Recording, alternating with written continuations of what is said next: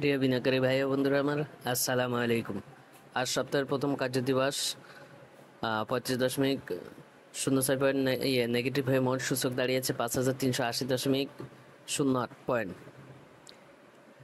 আজকে সামগ্রিক মার্কেটের যে অবস্থা, আসলে এটা আমাদের জন্য অত্যন্ত হতাশার দিন। কারণ কারণ সামগ্রিক অবস্থা যদি দেখি তাহলে সেটা আরও স্পষ্ট হবে। আপনার হচ্ছে ইস্যু অ্যাডভান্স ছিল আজকে 70টি, ডিক্লাইন ছিল 282টি, আনসেন্স ছিল 44টি।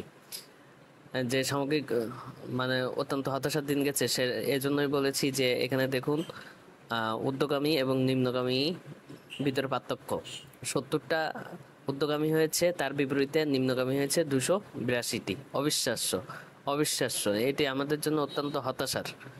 আর টাকার পরিমাণে আজকে লেনদেন হয়েছে 564.82 কোটি। শেষ কার্য দিবসের লেনদেন হয়েছিল 708.49 কোটি, যা শেষ কার্য দিবসের থেকে আজকে কম হয়েছে প্রায়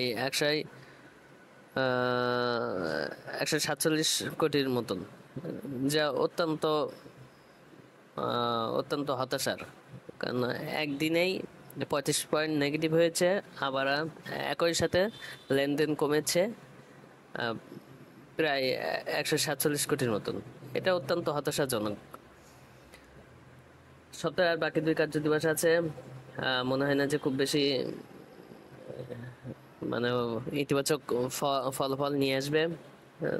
তারপর আমরা আশাবাদী মানুষ, আশায় আশায় বুক বেঁধে আছি, ইনশাল্লাহ ভালো হবে।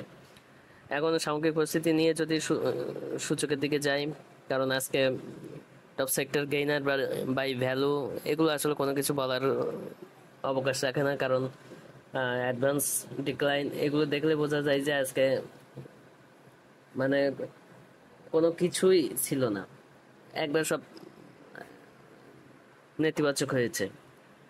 যাই হোক, আজকে যদি চার্ট চার্ট দেখি তাহলে চার্ট অনুযায়ী সাপোর্ট হচ্ছে 5280 থেকে 5330, 5280 থেকে 5330, আর রেজিস্ট্যান্স হচ্ছে 5450।